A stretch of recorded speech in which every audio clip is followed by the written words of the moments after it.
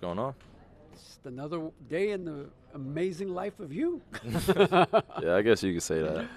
Hey, when you got to Duke, it was a new team, a whole bunch of new guys. You had to get up to speed quickly.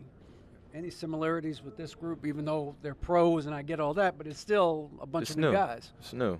It's new energies you got to get used to, new individuals, new system, organization that has echoed greatness over a countless amount of years. And here I am just being a part of that. And I got to figure it out. And that's the exciting part, is the challenges that we're about to face and the flow of going through an NBA season, of being with guys that you haven't necessarily been with for every single day for the last few years. So it's exciting.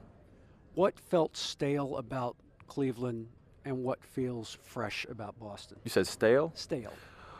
I wouldn't say it was stale. I mean, we were winning, so that's always the goal at hand, is to win at a very high level, and in that you have to figure out what you really want and what makes sense to you and what feels good. And I was very fortunate that the great organization of Boston traded for me. Turned out to be a hell of a blockbuster trade. It took a few pieces, but that right there is that appreciation is eternal, for them taking a chance on a 25-year-old evolving man that comes from a championship culture. I've played with the best, I've competed with the best, and I've beaten the best. So I understand a lot of the the rigors of being in an NBA season, being on a high-profile team, and I feel like I brought all that experience here. And when you think about all the things that I learned from that situation and being there, I now carry some of those things onto a new situation that I'm here right now in Boston. Is it fair to say that you felt like you would never reach your full potential as a player, leader, and all of it if you had stayed? I would say when you have to satisfy that want for more, like, it's an interesting conversation that you have to have with yourself. Yeah. Like, how much more do you want out of what you're in right now? And that was an answer that, led to me going to, take the bold move of wanting to get traded, especially with 2 years left on my contract. It's unheard of. So it's but to have that understanding and know what I got myself into, and taking that leap of faith with the confidence I have in myself, it was pretty easy. And then, like I said, I got really fortunate to have a situation like this come across, and for Danny to take a chance like that, and the ownership, and now being with new guys, and Boston being in a new phase, a new step in their journey. So it's a lot, but it's fun.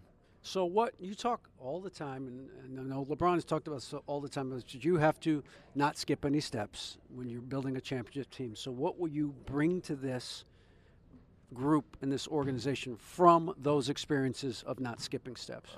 Absolutely, that patience of understanding it's not going to look pretty every day. It's not going to look pretty every practice. It's not going to look pretty every game. But the biggest thing that will tell the sign of our team and our identity is how we respond. It's like we can go through it, and some things will look, like they're not supposed to, or some people will react in a certain way that you're not used to, and that comes with being human. Learning new individuals. So I understand that, and I appreciate that. So now that you've been in that moment, how do we move forward and address this, so as a collective group we're back on the same page? And I haven't even talked about the basketball part. So that's just the human being part of getting to know teammates and being in a situation. So the basketball part is of some significance, of course. So a little bit, like this much. But on the other hand, since you're young in terms of age, but you're a veteran in terms of basketball, and Gordon the same way, can you kind of short circuit that process that normally would take longer because you've been in the league for a while? Never. Yeah, you know that. Never can you shortcut it ever. Because if you do, then it's almost comparative to going down a highway at 200 miles per hour. You end up missing. A great man told me that you end up missing some of the things that are important that you can't see because you're going so fast, and you don't want to get into that being a habit, to where instead of addressing it and necessarily getting out the car and smelling the flowers, you keep zooming past it. No, you gotta take it slow and steady. And then when it's time to elevate that, then everyone knows what that turn is like, because it's going to be a time where we got to get serious and, okay, this is the time, okay, because it's all planned out. It's all planned out. Once you go through those 82 games, you get to the playoffs, you know exactly the identity you should be at a certain point. But now you got to figure out with a different group of individuals. On the basketball court, what do you anticipate will be the biggest challenges your team faces? The level of play that we have to play at in order to be a great team in this league, not just a team that goes through the regular season just to get through. It'll be the biggest challenge for us is understanding how much of a difference it is between a good and a great team. So that'll be the interesting part, and the most challenging part is, we have certain guys that have been through the Eastern Conference Finals, been to the playoffs, and then we also have a few guys that are just coming in, and now we have to make up that ground in a short period of time. So that's the biggest challenge, but also they also have to understand that it's going to be a process. Yeah. Do you think people on the outside will ever understand why you did what you did this summer? What do you mean? Why you asked for a trade? Wait, what do you mean, like to understand? Understand why. Because from the outside you would go, why would he do that? It's a great situation. He's winning championships. He's in the finals 3 years in a row. Oh, yeah. Wait, like, what are you asking? I'm saying, do you think people will ever understand that? Who aren't you and who aren't on the inside of that decision that you had to make? I mean, yeah, honestly, I don't even care. And I say that not because I understand the effect that it had on people's feelings, but it's just that because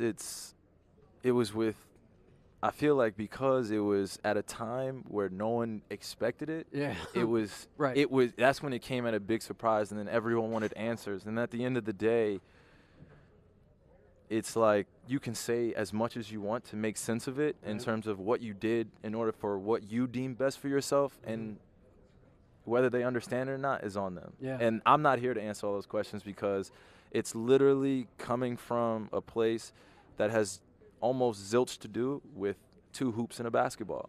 I see it as just basketball. Yeah. Then you add business into it, and then you add the personal relationships into it, and then that's when everyone has more and more questions. And I felt like that's where it went. Yeah. And I never had anything to say until it's true. until I went on First Take, until now I'm talking to you today. Yeah. Like you can ask as many times as you want, frame it as much as you want. My focus will never be there, in that place in terms of trying to fixate on making someone feel better or having someone understand that. I can't. It's impossible. Right. It's impossible. Well, look, my friend, I wish you the best of luck this year. It's a great situation and great potential with this group and with yourself. Appreciate it, dude. All Thank right. you, man. It's good to see you here, man. You too. Hey, Thank come you. on. I got to be here for the big boys now.